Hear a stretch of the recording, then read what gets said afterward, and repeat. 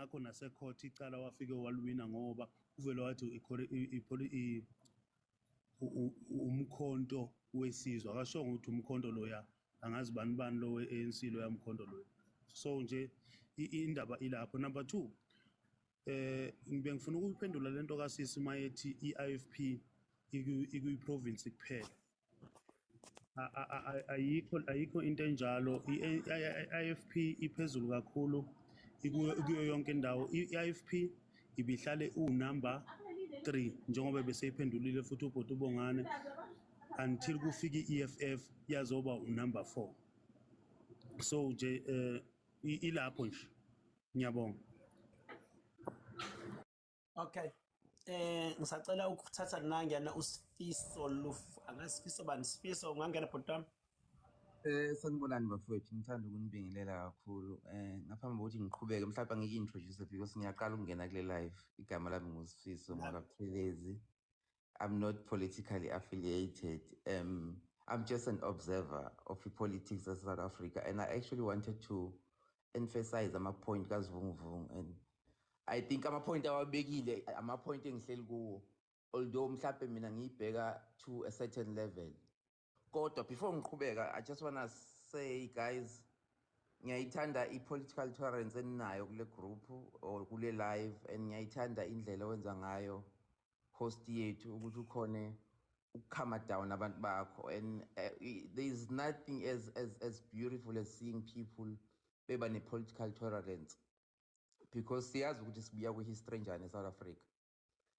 Ngibuyele kulo double sematheni ke le-MK. Ngiyibona exactly njengosivunguvungu mina lento.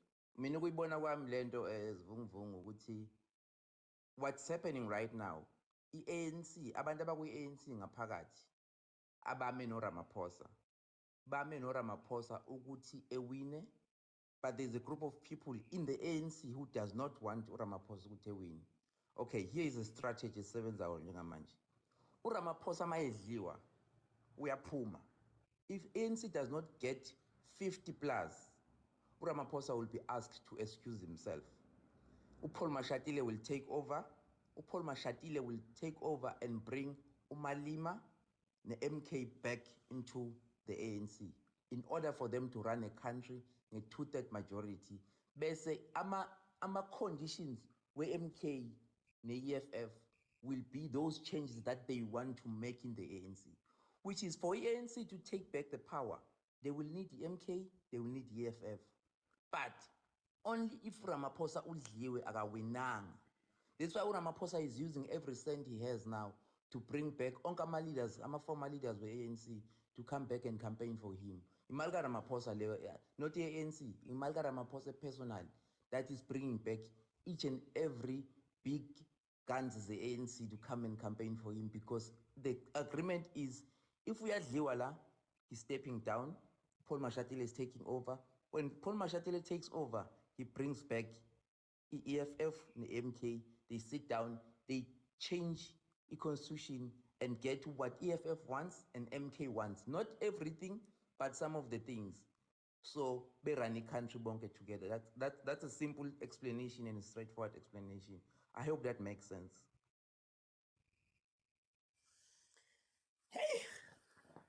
Hey, Sisimozi usekhona? Sisimozi? Yebo. Usekhona siswami? Bufuna ukubeka something? Noma usathule nje ulalele nawe? Ngisalalele. Okay, ngiyabonga kakhulu. Ngicela ukubuza lo bhuti oceda ukuphuma manje. Uthi le ndaba azikhulumayo thina MK singazazi uzithathaphi yena.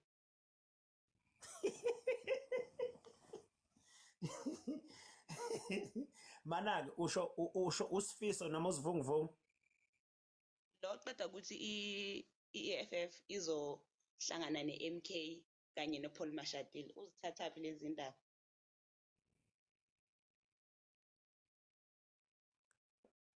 Sifiso?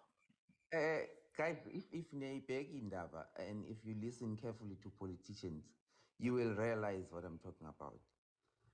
Not long ago, uMalema uke wakusho nje kwacaca ukuthi if ANC gives uFloyd Shivambu a position of a minister of finance finance. will work with them. Yes. What does that tell you? Yes. Those people are in the same basket, ne? MK, it's been saying one and the same thing. Later shows vung vung. Oh, Zuma is saying they fixing the ANC from the outside.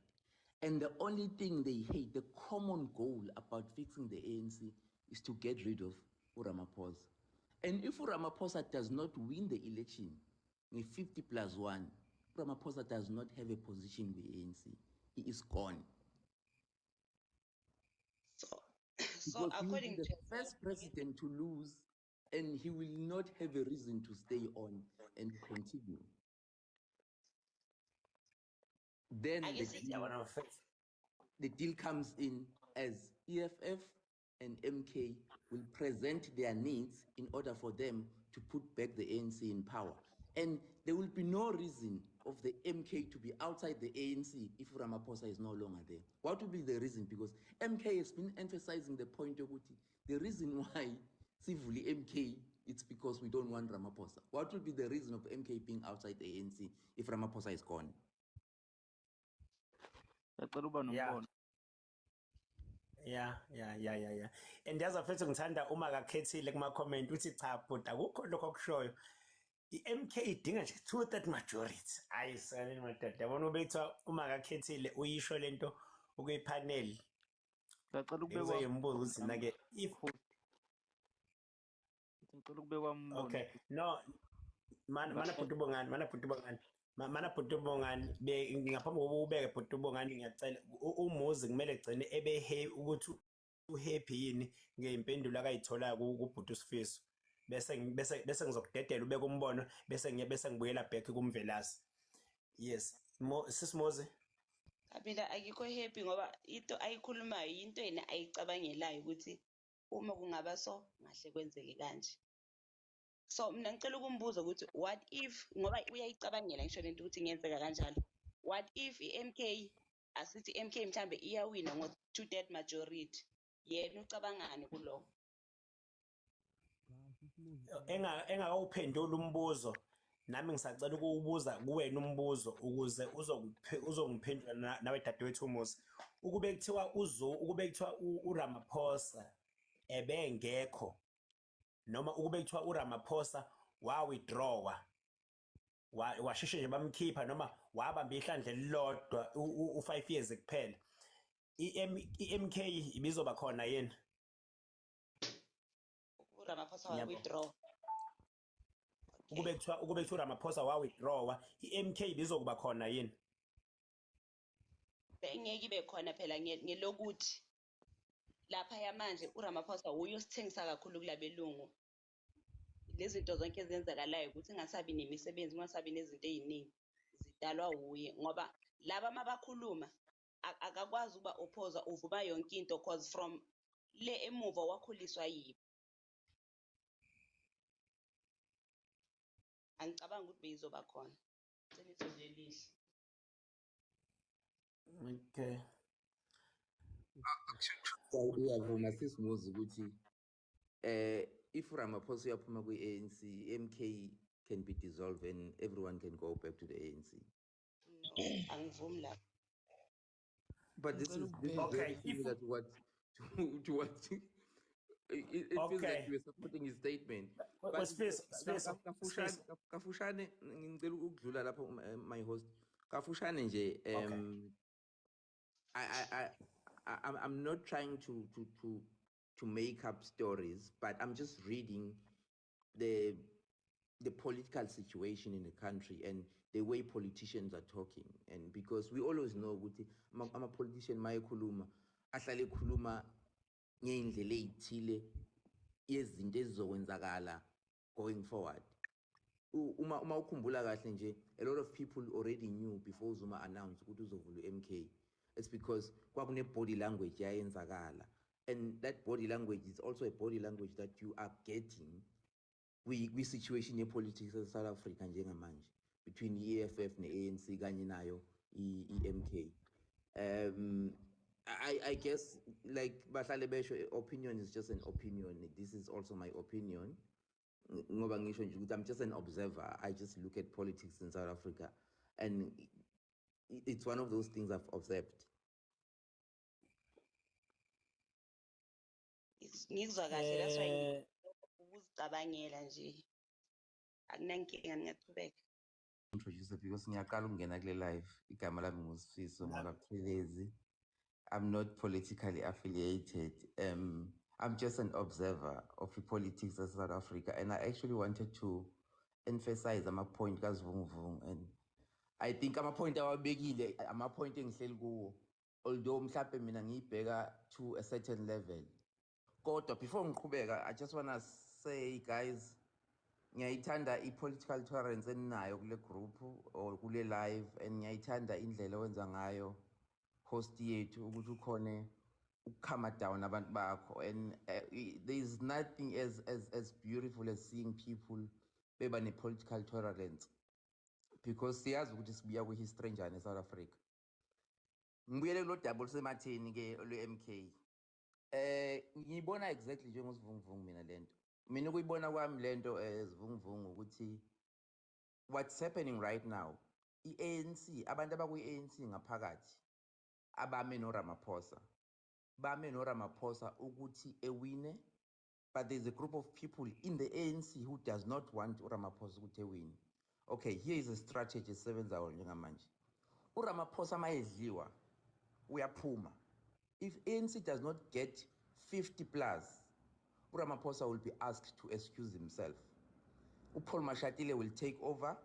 Paul Mashatile will take over and bring uMalima the MK back into the ANC in order for them to run a country a 2/3 majority.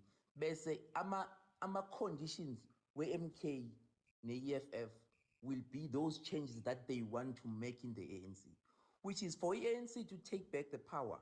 They will need the MK, they will need EFF, but only if Ramaphosa udliwe akawinanga. That's why Ramaphosa is using every cent he has now to bring back onkama leaders, former leaders of ANC, to come back and campaign for him. Imalga Ramaphosa, not the ANC, Imalga Ramaphosa personal, that is bringing back each and every big guns as the ANC to come and campaign for him, because the agreement is, if we are Liwala, he's stepping down, Paul Mashatile is taking over. When Paul Mashatile takes over, he brings back EFF and MK, they sit down, they change the constitution and get what EFF wants and MK wants. Not everything, but some of the things. So they run the country bonke together. That's a simple explanation and a straightforward explanation. I hope that makes sense. Hey, hayi, sisimuzi usekhona? Sisimuzi, Yebo. usekhona sisi wami? Bufuna ukubeka something noma usathule nje ulalele nawe? Ngisalalele. Okay, dadewethu, ngiyabonga kakhulu. Ngicela ukubuza lo bhuti oceda ukuphuma manje. Ukuthi le ndaba azikhulumayo thina MK singazazi uzithathaphi yena.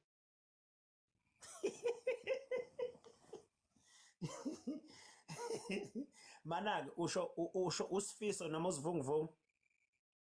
Lo oceda ukuthi i-EFF izohlangana ne-MK kanye noPaul Mashatile. Uzithathaphi lezi ndaba?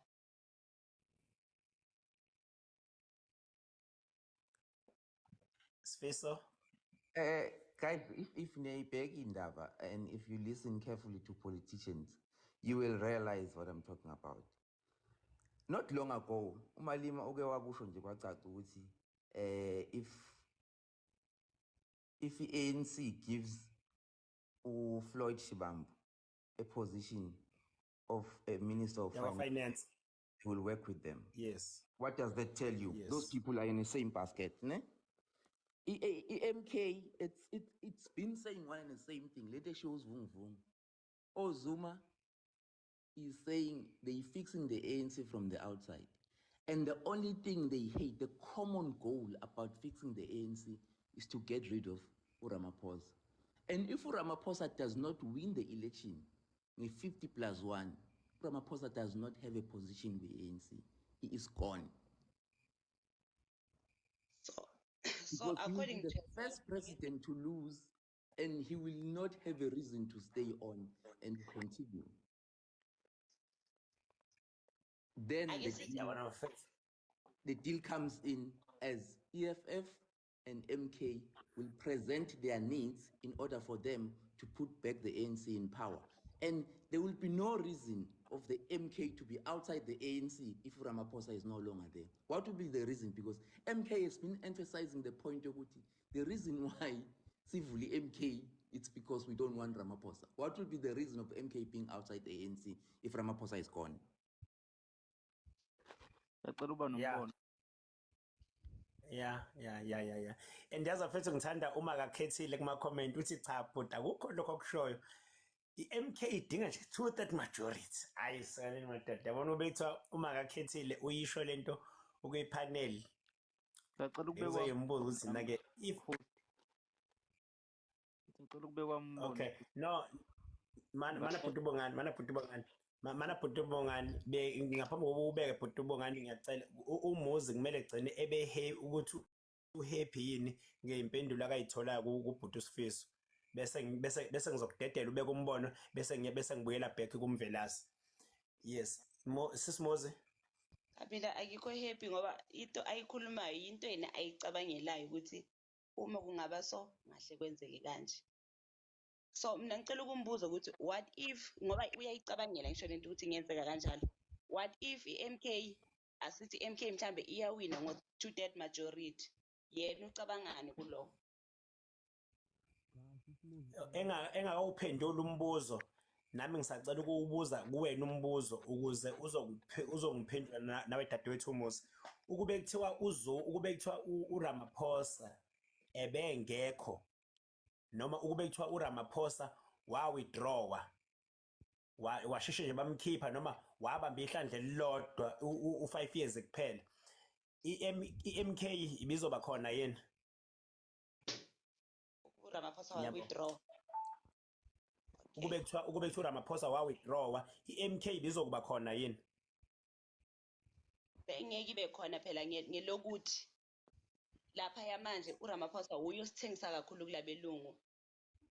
Lezi zinto zonke ezenzakalayo ukuthi ingasabi nemisebenzi ungasabi nezinto eziningi zidalwa uye ngoba laba mabakhuluma akakwazi ukuba opposer uvuma yonke into cause from le emuva wakhuliswa yibo. Angicabanga ukuthi beyizoba khona. Iqiniso lelihle. okay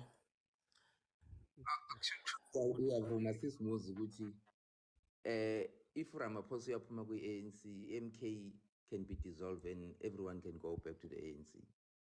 No, angivumi lapho. But this is Okay, very similar to what it feels like Okay. you were supporting his statement.